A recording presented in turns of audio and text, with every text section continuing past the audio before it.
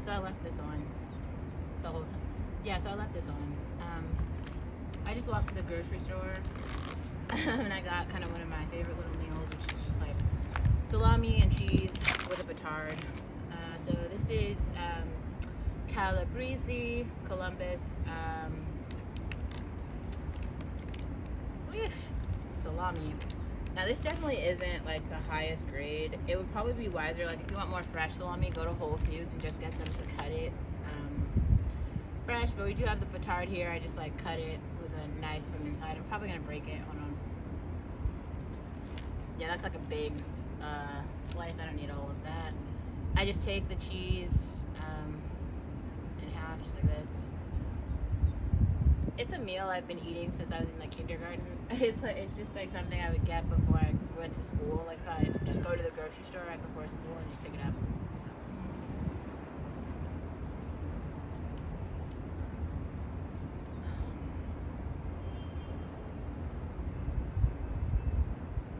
And then you just put the salami inside. Very good.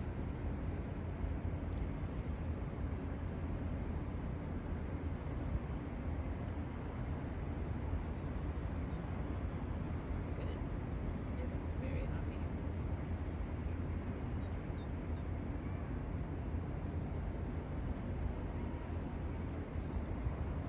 Okay.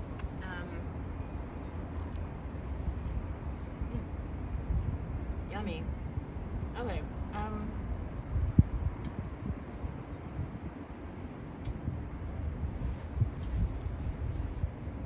So I want to talk for a second about some of the almost like gaslighting and invalidation techniques I've seen in the last year. And I think a real purpose of this is because there are just so many clusters of women just around, and there's different, it's like women who have grown up really close to their families, and so they haven't really gotten out to like see the world, to see different parts. I'm gonna move over here, different parts of society, so they don't understand kind of like, you know, how men are feeling or what their thoughts are or how to properly date. And okay, so I feel like I've said this enough, but I just want to repeat it here for a second. Nobody else, no one really, women or men, should care about somebody else's relationship. And what I mean by that is like who somebody else loves or fucks or feeds, it just doesn't have anything to do with you. It's nice to be happy for them, like if one of the people in the relationship is your friend, okay, that's good. And if they're inviting you to like events, baby showers, weddings, things like that, like I'm preparing to go to one of my best friend's baby shower and her wedding reception, so like that's exciting, right? Like seeing people in love is nice. But you know, I don't butt into her relationship. I just support her in ways where I'm like, are you happy? And she says yes, okay, then I'm happy for you. That's all that matters. You know, if she asks me for advice, which I mean barely ever happens, but I have recommended to her before, like marriage and family therapists, like you guys can go to couples therapy to sort it out, because I feel like she has enough intuition on her own to realize like when someone's not treating her well or when something's not going well.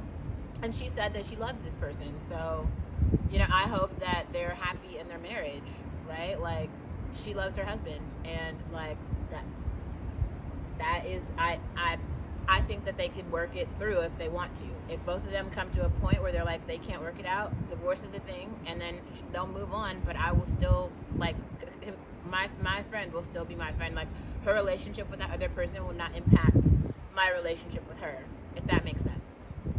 Okay, and so one thing that I see though, that I've seen that guys do, they're trying to like manipulate women to say like, oh, this one woman over here did this one woman over here did that, and they're trying to cluster all the women into these like buckets, like every woman is the same, or that women are even similar. They'll be like, oh, women with long hair and ponytails, they do this, models do this, black women do that, like as if these groups are like monoliths. And that's ridiculous. Like, and this is what I'm saying, every person is an individual, everyone has their own unique story, and the only way for you to like really find out that story is for you to ask them, and then you could just like go into their life, like see what they do, go hang out with them, talking to someone over a period of time, you will start to understand like who they are and what their interests are and what that means. You know what I'm saying?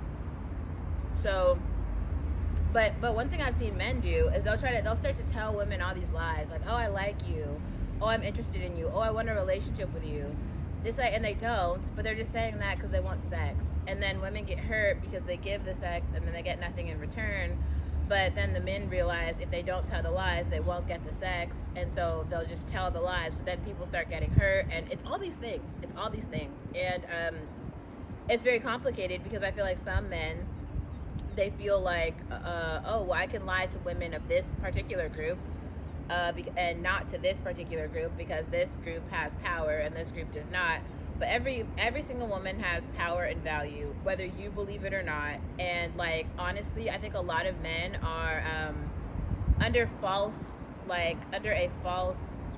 reality of kind of like the hierarchy of women, because men can do a thing where you guys can be on your like little Kevin Samuels videos where you're like, oh my god, you know, okay, so this man, because he has money, therefore he is blah blah blah, and you can believe that money is the only thing that is important in the world. But if you go back to ancient times, beauty is actually what runs the world. And so no matter how poor a beautiful woman is, she has an incredible amount of power. Just like whole wars, okay, wars around the world have been fought and won and lost over a woman, a beautiful woman.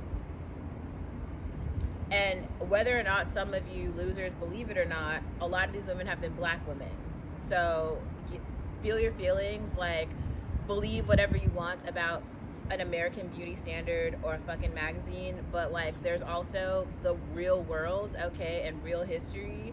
And like I just speaking for myself, I just cannot describe the amount of like shady and weird things that men have done to try to like, I don't know, get on my radar in weird ways. Like I told you guys the story about the bar. The first time I went there, it was like 6 different dudes doing weird shit. Someone ended up stealing my keys and my wallet. It's just a hot ass mess, dude. Like dudes are thirsty, okay? And one thing though that I keep seeing that I really think it just needs to be like touched on is like men will try to make certain women feel bad or feel like they'll basically try to parade around their relationship as if someone else wants it or wants to be in it. And like that's just not the case. Not everyone wants to be in a relationship, and I'm just trying to say it out loud here and normalize it. Like being in a relationship is not better than not being in a relationship. If you are in a happy relationship, that's good for you, but like honestly no one else cares. Well, I don't want to say no one else. People who care about themselves are not thinking about your relationship. They're trying to work on themselves and get into a healthy relationship of their own, or they're just maintaining the healthy relationship that they already have. But either way, none of that has to do with envy for your situation. So let's be clear there. And if you are female and trying to understand how to maneuver through the world, and you are a single woman, I would highly recommend you go watch Kelly Stamps. She is the best example that I've come across of how to be content being single. Or Octavia B. I think she's a very good example as well. Both of those influencers are black, and their entire existence and channels have nothing to do with men or relationships, and I think we just need more examples of that. This channel doesn't really have anything to do with relationships at this point. I am going to continue to make more content that is about what I'm doing, which is not being in a relationship. As you guys see, this is something that you can do as well. You guys see me, I made a public Instagram account now that's just under my name. And you can go see some of the things that I've done, some of the things that I've been doing. And also, I just get on here and talk about the shit, my feelings and my perspective about things that have happened with me. Some of these things are with like friends, like female friends. Some of them are with guys who I was in intimate relationships with.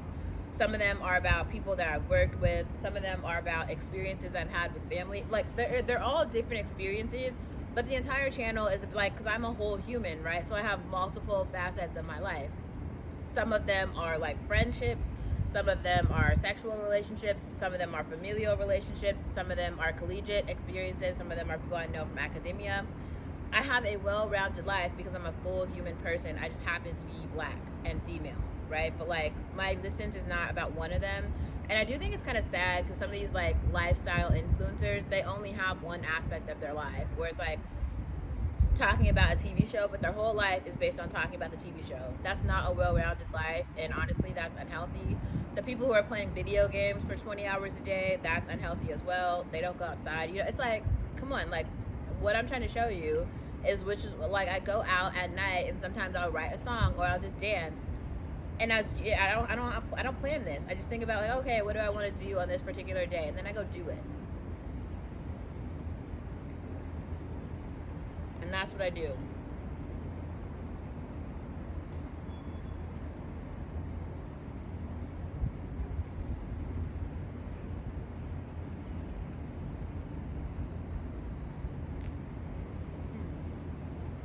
Okay.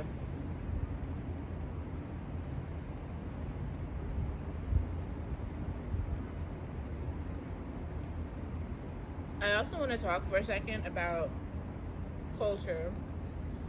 Now, to be honest, one of the best experiences I ever had was just being inside of the Goldman Sachs building when I was in New York. And I had all these ambitions. I was like, wow, I feel like I'm smart enough to work at Goldman Sachs. I think I'm really smart. I feel like I would fit into the culture. The CEO keeps doing shit that I really admire. I'm like, wow, he's like performing at South by, or he's performing at some festival, like a music festival. And it was like, damn, this dude is like really cool. But then I look at all the other people who currently work there, and it just feels like those are the people who, first of all, hate me, and then just hate every single thing I stand for. It's like black excellence, being black girl. It's like it doesn't really fit in with like white mediocrity. It's not, they don't blend well. So I can just admire from afar. You know, if someone comes across this and they're like, yeah, Olivia is a fan of the Goldman Sachs CEO. If he's single, feel free to get on my radar. He's like the shit. I dig it. I just really hope that, you know, the company culture gets better to where you'll actually be able to have talent. Because I'm telling you right now, like, all my friends are extremely talented, and really all of us have basically like left tech at this point. That's a lot of talent that's leaving. Like the guy I didn't realize this, but one of my friends, Jackie, his like homie is Jarvis, who's like this YouTuber, right? And so Jarvis literally stopped. I think he worked everywhere, but he literally like just stopped building shit because he was like, this culture is toxic. I don't want to be here anymore. So now he just makes YouTube commentary videos. And I thought that was so funny because I thought he was joking. And then like Jackie got on a call with Jarvis and was like, nah, I really do this. And I was like, damn. Or like Austin, who now sells like CMOS instead of being a data engineer. It's just like, and it was really funny because I don't even know who this person is. Like, this is what I'm saying. This is why I deleted the LinkedIn account, because I don't really want to be in community with any of my like connections, right? If you don't have my current phone number and I haven't talked to you in the last month, we're not homies, we're not good. Something happened and that's why I don't like you anymore. So let me just put that there. But some person, I'm just gonna call them a them because also I don't want to get into the pronoun war. But they sent me a message like, oh, I work for Ernst & Young now, and I'm recruiting for the big data lab. Okay, so here's why Karens and recruiters don't work. It's mostly of females. Like, females do not like me. If you have a female recruiter, she's not about to hit my line. Like, I'm not the one, okay? Like, I've dated way too many directors, like way too many people in the C-suite. I'm not popular at the holiday party, homie, okay? Like, it's just not, we're not, yeah, I don't know. Anyway, so I think the big idea here is like, okay, well, everybody knows someone, and there's some idea that all the like talented people know each other. Okay, well, Here's what I will say, because I always keep boots on the ground. I've said this before and I'll say it again. If you are a person who's willing to put in the work, you're going to get whatever you want. It might take you a while, but you're going to get there. Now, for me, I've tried to show over and over and over again how I started from the fucking bottom. I do not take handouts. Like, I don't even take handouts from I don't get handouts from my parents, but like every fucking thing that I've gotten, I have worked really hard for myself. People are not putting me on. I don't have family members who are like, I literally have, like, my cousin is one of the biggest directors in Hollywood right now. I still wouldn't ask him to put me on or do me no favors. Like, what I did do is I sent him my portfolio of work, and I'm like, if you think that, like, you know, I don't even know, because we're not really doing the same shit. Like, even if I write songs, I don't really want him to produce my video. I don't have enough money right now to pay him, and I wouldn't ask him to do shit for free. So, like, what is there to ask for? And I guess that's something that's weird, because it's something that I talked to him about my brother, how my brother was, like, expecting somebody to put him on. Like, what the fuck do you mean put him on? If my brother was doing the work, and don't get me wrong, because he was performing and stuff, but, like, he wasn't an independent artist. He had other, like, you know, stakeholders and management and stuff that weren't good. They just weren't good. So his team was bad, and that's why that group failed. So just get a better team if what you're really passionate about is the music.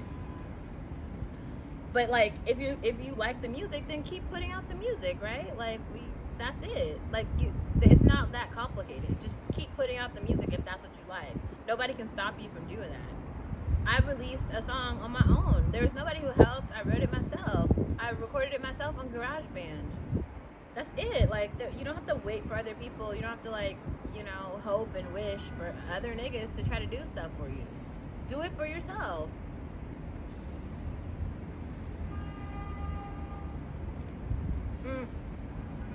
Let's go back, though, to this idea about the culture. When I see the Goldman Sachs CEO being a DJ, I'm playing rap songs at concerts, and then I hear all this shit all the time about the culture war. Oh, it's not a good culture fit. Culture. Well, Afrobeats is like the hottest thing around right now. That Wizkid is like on the top of the whole ass world. So the culture right now is black, but let's be real, it always has been. So all y'all have is a bunch of companies with black culture, black music, black vernacular, and influences with no black people. I've said this before and I'll say it again. A biracial Becky is not going to help you solve that problem. A misunderstood Karen, she's also not going to be able to solve that problem, because I'm telling you, the talent is on this side. I can't describe to you, every single time I go up, other engineers be like, damn, Olivia, like, I still learn from your old talks. I'd be like, yep, the ones I gave 4 years ago, yep. It's just like other people who y'all have, like, vetted and claim are talented are learning from me. And then you're saying, like, I'm the one with the problem. I'm the one who lacks the, like, culture. Like, okay, bro, here's what I'm gonna do.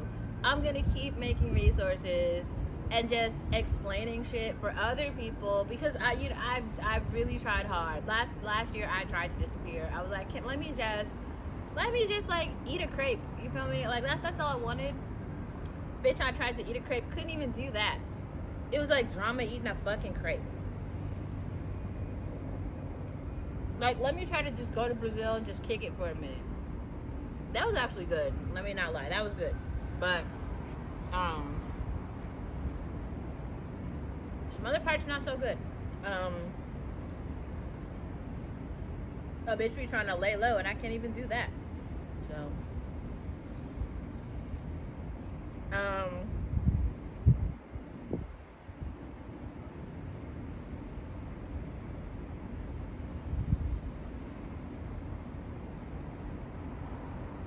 I do things like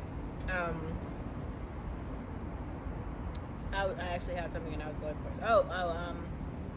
There's this idea around, like, recruiting or whatever, and so there are people who have, like, done stuff, right, and then worked with other people, but sometimes, like, you can have talent and then it still won't work on a particular team, and that is because of the culture. But here's what I've seen, and this is where I feel like the sort of technical debt of it all sort of comes in. this is one thing where like last night made me feel really strange because like don't get me wrong, I think that the people there probably have some talent.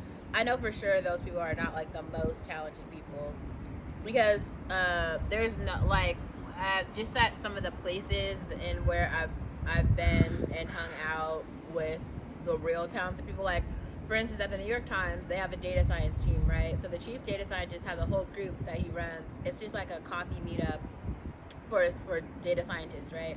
All the people who were at that meet, it's like not, it wasn't even on the campus. It was like we went somewhere like it was like 2 blocks away to some cafe, and it was like after hours at like 8:30 at night. So like one guy, I had been using this like R package for a minute. Like the dude who was there, he like wrote that R package, and so like he said his name, and I was like, he's joking. This is not the dude who I've been using this package for like 5 years. And he was like, oh yeah, I was giving him a review of the package. I was like, this is nuts. Like that's the dude who was at that little coffee meetup. But like in terms of like those company events, I don't. Well, first of all, there is no like that company is really small, so there's only 1,500 people in the whole company. So maybe it's like a startup sort of situation. I don't know. But really large companies never have like in all where like everybody could even be in the same place at the same time. It would have to be like a team sort of thing where it's like, okay, our team is going to this event on this date, and that's what's happening. Because there's too many people to get everybody in the same place at the same time. So the fact that they were actually able to do that is good. It's really good. I do have questions about how these companies make money, but whatever. Everybody can ride the wave of VC capital until it just, shatters, but whatever. Sorry, we were going back to talent. Ooh, there's a plane. Every time I look, I see pages and pages and pages of open roles for software engineers, data engineers, product managers, just like open roles. Like for instance, when Peter posted that role for the product manager, he still hasn't filled it.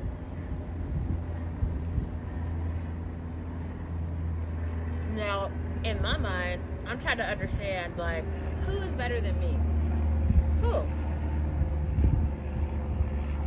Like where, Sway? Where? Because let's not be like in every role I've got, I beat out Stanford and Berkeley grads to get it, and I'm a whole ass dropout. I beat out Stanford grads for a role when I was in community college, so let's just say what it is, right? But sorry, let's go back for a second. Yeah, like who's better? Who? I'm not seeing it because there's no course that prepares you for the actual work. So even taking a whole bunch of courses is not going to prepare you for the madness that is actually industry. I don't think the purpose is to like actually move forward. I think the purpose is to like show up and take a picture. So, and for that, because of that, I'm just really happy that we do have the black influencers and the Chloe Baileys who are just being gorgeous all over Hollywood. And they're not biracial, they're just black women who are just out here being fantastic. Also, whatever changes Normani made with her team, I feel like she's gotten some swag. I feel like I'm becoming a Normani fan. She had this like white long gown and this like hairstyle. She looked gorgeous, and I was like, wow, okay, Normani, I feel like I care about what you have to say now, where before I did not. She was just giving me urban, and I don't feel like she is. It was just like she's trying to be urban and she's not. She should just be Normani in the same way that Willow, right, is being Willow. This is what I said before in my other video that was introducing Sectify Part 2. I feel like some artists are writing from other people's perspective. I really think that whatever Willow is doing right now, she is writing from her own journal. These are like experiences that she has really had, and some of them are probably really uncomfortable because like it is not popular to be bisexual on TV in mainstream culture, and she is doing that and talking about her experiences and her feelings. I am in support of that. Like that is what art is. That's what it's supposed to be. Her expressing herself. in her truth, and it is supposed to make some people uncomfortable. It's all the grunge, all the, you know, the emo situation, the, like, you know, the rings and the hot topic vibes, okay? Like, that's her. That's who she really is. She's bald. You know what I'm saying? Like, she just let her be, because everybody goes through their phases, and this is like her growth phase, and I'm just so here for it. I'm so here for her being black and female and free and a fucking young adult. Like, she deserves to be able to express herself in her art just like every other artist on planet Earth. Like, I think it's great. So,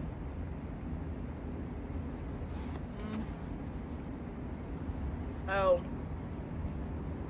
here's something I think is like interesting, but nobody's really talking about it. So, we have like a whole new generation of like smart kids, right?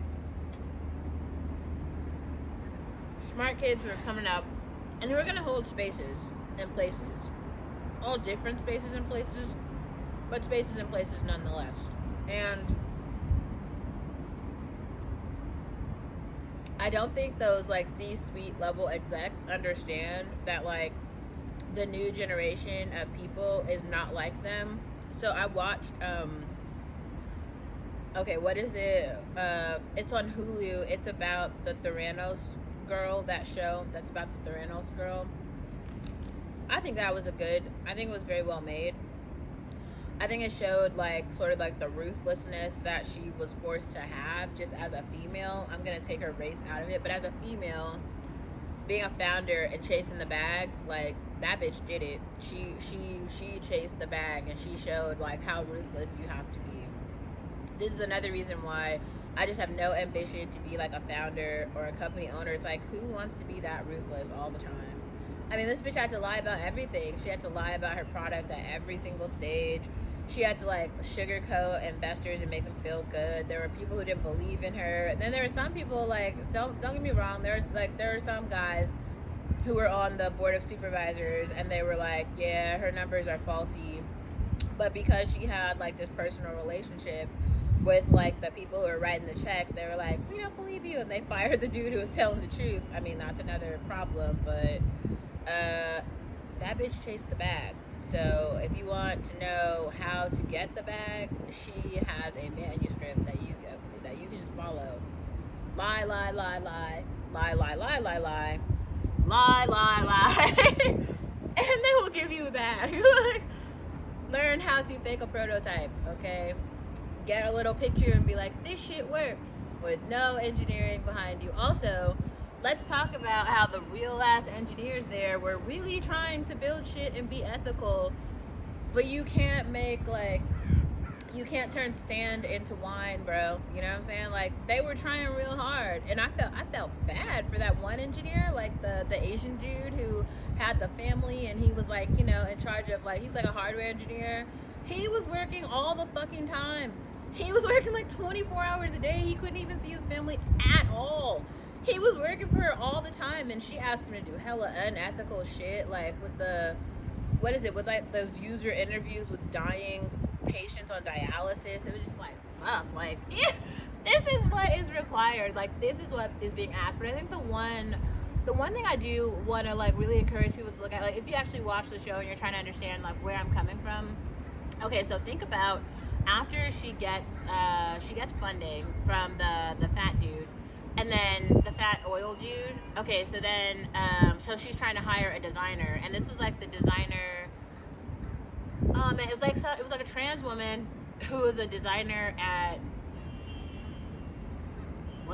WhatsApp or something. I don't know. It was some really big company and they were like the lead designer there, and basically they had all of this equity in this company because they were like the first designer there. But they heard about what she was doing, and they were like, wow, no, I would be willing to like leave her fucking money, the equity to like or it was something about like, because the stocks divest. I'm not very good at explaining all of that, but the point is she was leaving money on the table to join Elizabeth's team. And she does this because she believed in the mission of the team. But remember, the whole time Elizabeth is bullshitting. She's lying about the product. She's lying about like what is possible about due dates. She's lying to literal customers and people who are sick, right? So this designer, the guy who was on the board of supervisors, the board of directors, was friends with this designer and actually recruited the designer to come. Ends up talking to this designer like, yo, all the numbers are faulty. She's lying about everything. And when she finds that out, she was like, what the fuck? This is against what I stand for as a human. This is against my values. I don't want to work here. And ends up quitting because of that. I don't think many people understand like what that looks like and how many people deal with that real situation, right? Maybe it's not the same thing where you work for a company where like the person is just lying about the whole product and mission statement, but they do lie about a lot of shit, or they're just doing shit that's kind of like, wow, this is not actually helpful. This, like, the culture here is toxic. Like someone is getting a promotion not because they deserve it, just because of, you know, politics. That's fucked up. It's like, oh well, this person went to MIT and they were in my class. I need them to succeed so that the MIT stats can now look better, so we can say all of our students do well, so that we can get more people to come and pay money to go. It's like that, and those are real politics that exist in these companies right now, and nobody talks about that. Hopefully, well, I'm talking about it now very openly. But there, if you watch shows, you know, like Silicon Valley on HBO, that show with Elizabeth, whatever Holmes from Theranos. What other shows? Oh, I think that no one talks about this one. So, hidden. What is it?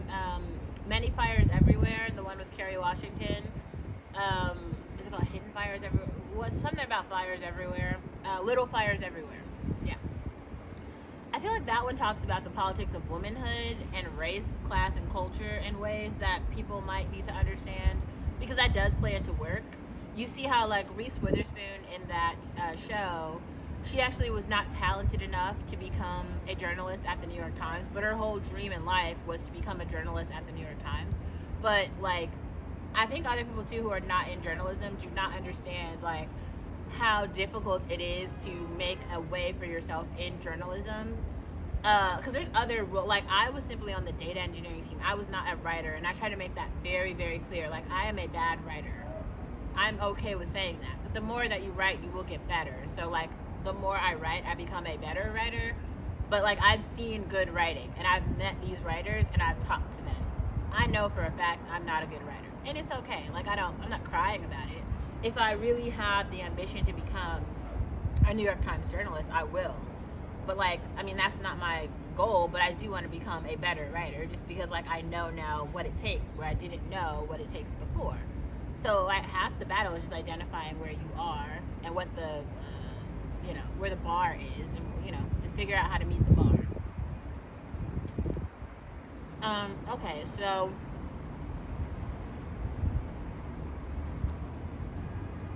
I had a point, but I forgot it.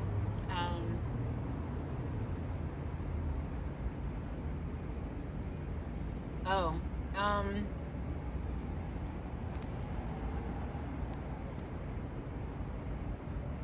yeah, no, I forgot the point, but if I remember it, I will come back on. I will keep talking. I think that's, you guys got two today. That's a lot.